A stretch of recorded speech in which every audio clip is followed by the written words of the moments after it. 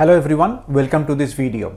So if you have already passed your PRINCE2 Foundation exam and you are now planning for the practitioner level, there is something I want you to be aware of, right? You see, the PRINCE2 Practitioner exam is not simply the harder version of the PRINCE2 Foundation exam, okay? It is a fundamentally different type of challenge altogether. And if you walk into your practitioner exam preparation using the same approach, the same materials, and the same study habits that you got through your foundation level exam, there is a very real chance that you will struggle far more than you would have expected. Now, I'm an authorized trainer for PRINCE2 with Axelos and People Cert, right? And I have personally coached many candidates through both of these certification levels. And the reason for candidates struggling with the PRINCE2 practitioner,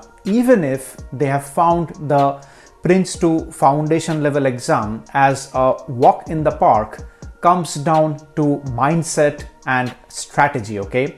Not subject knowledge, surprisingly. So in this video, I'm going to walk you through 5 key study materials and resources specifically calibrated for the PRINCE2 Practitioner exam in 2026. And make sure you watch the video till the very end, because the last point is the one that almost every foundation trained candidate completely overlooks. Also, there is a significant change to the practitioner exam in 2026 that I am going to flag for you as well. Let's get into it. All right, so let's start with the first resource, and this one will immediately reveal something about the practitioner exam that most candidates completely overlook: the official PRINCE2 Managing Successful Projects Manual 7th edition. Now, at the foundation level of the exam, you refer to this manual as your primary study text, right? You read it, absorbed it, and walked into a closed book exam from memory, okay? However, the practitioner level of the exam is a completely different exam entirely, okay? Because the practitioner level exam of PRINCE2 is open book, and that one fact changes everything about how you need to approach your preparation. Now, before you get too excited about open book exam, let's understand what does an open book exam actually means in practice for PRINCE2 practitioner. Now, of course, it means that referring to the official 7th edition manual is permitted during the exam, right? Either the physical copy or the ebook version accessible through the People Cert application on a separate mobile device. However, having the manual open in front of you is not the same as knowing how to use it efficiently whilst answering the questions. Now, think about this, right? In the PRINCE2 practitioner exam, you have 70 questions to answer in about 150 minutes. That's what? That's roughly about 2 minutes per question, right?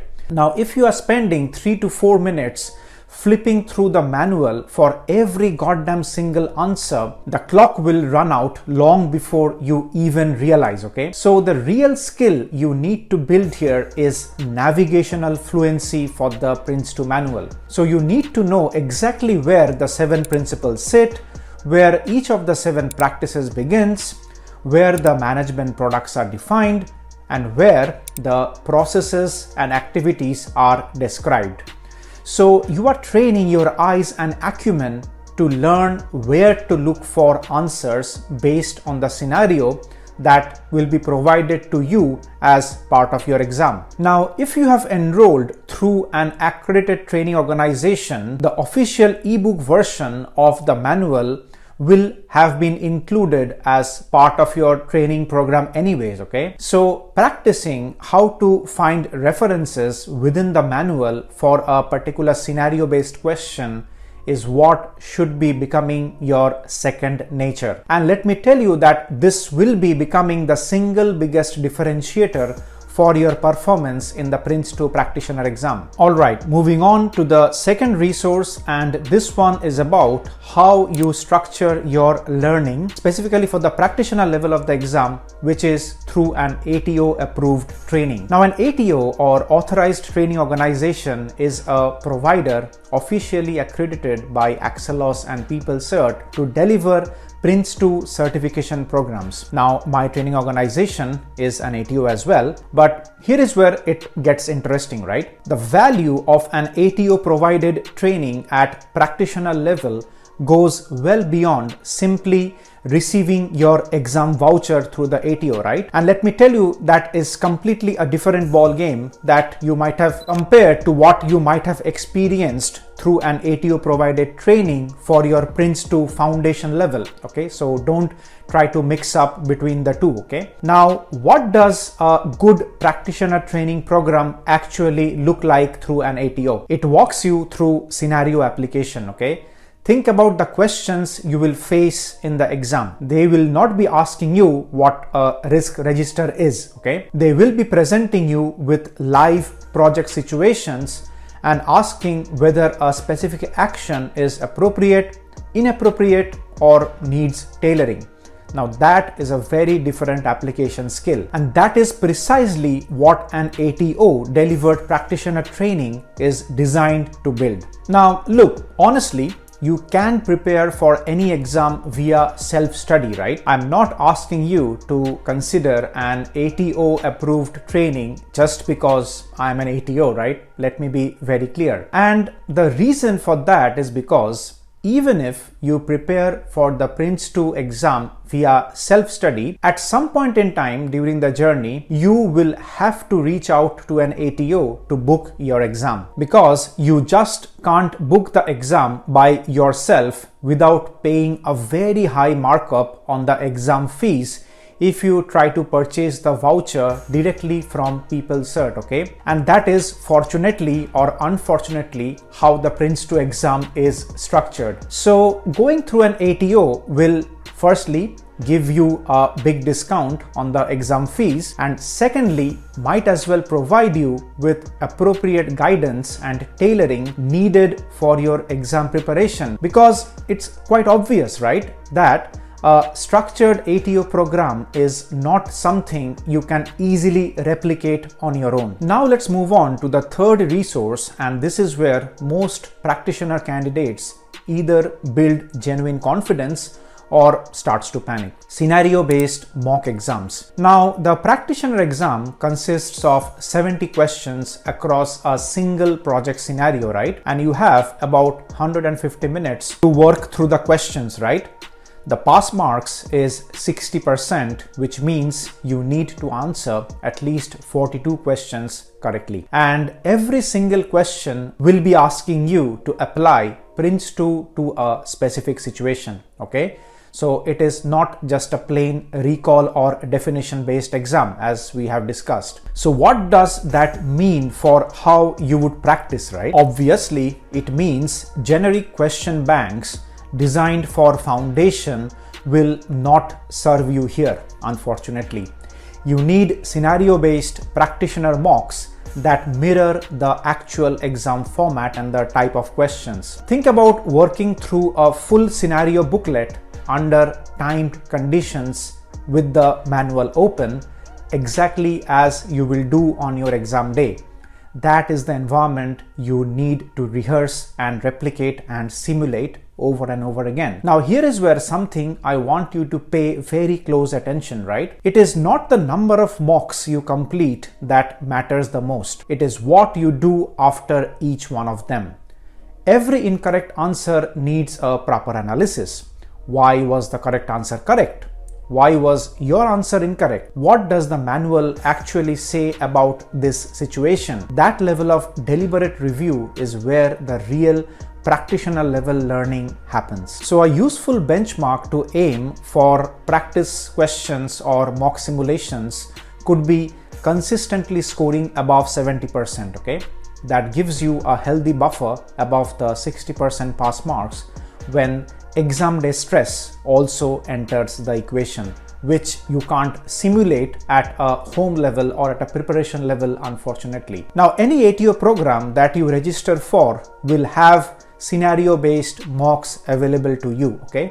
So make the best use of those. All right, now let's talk about the fourth resource. And this one is the area that genuinely separates candidates who pass the practitioner exam comfortably from those who barely just scrape through the exam with a bare minimum pass marks: management products. Now, PRINCE2 7th edition has about 26 management products, right? These are the formal documents, registers, and records that the framework requires throughout a project lifecycle. Things like the project initiation documentation or the PID, the business case, the risk register, the work package, end stage report, and so on. Now, at the foundation level, you only needed a broad awareness of what these products were, right? However, the practitioner level takes that expectation to a completely different difficulty level. Now, what does the exam actually test on management products? So it asks you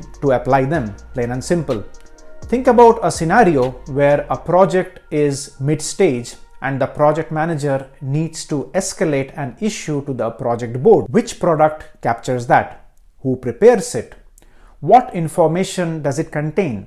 Who approves it? These are not definition questions, right? They are application questions and they appear consistently throughout the practitioner exam. So how do you prepare for this?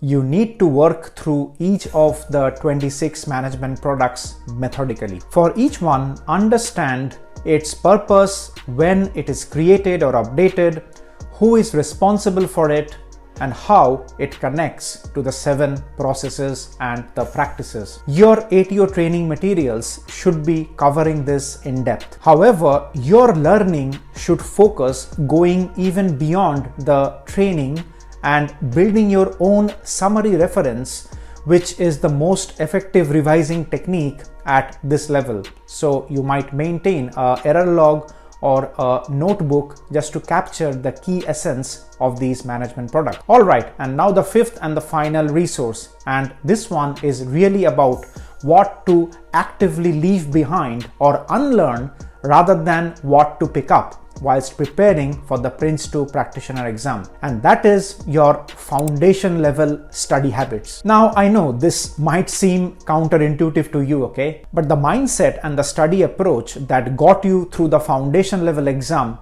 can genuinely work against you at the practitioner level. And this is where a lot of candidates really struggle. Now, let me do a deep dive on this, right? Well, you see, at the foundation level, success comes from reading, memorizing, and recalling, right? Plain and simple. However, at the practitioner level, the exam is not testing your memory. It is testing your judgment and decision making. Think about how differently you need to approach a scenario-based question compared to a straightforward definition question. That is a fundamental shift in how you need to think for the PRINCE2 Practitioner exam. Also, please be very, very cautious from third-party exam dumps, okay? They are misaligned to the current 7th edition syllabus. They often do not reflect the scenario-based format of the practitioner exam, and in some extreme cases, they are a direct violation of PeopleCert's IP and exam integrity policy. And to top it all, they have no instructor sitting behind them to guide you in case you are stuck. So when you are solving the scenario-based questions for PRINCE2 Practitioner, focus on application and reasoning rather than memorization and recall. Because trust me, the global pass rate for the PRINCE2 Practitioner exam is well below 50%, okay? And that number, I hope, communicates to you that the exam should not be taken lightly. Well, so that's it. Those are the 5 key resources which you need to prepare for the PRINCE2 Practitioner exam in 2026. Please press the like button if you have liked the video, and I'll see you again in the next one.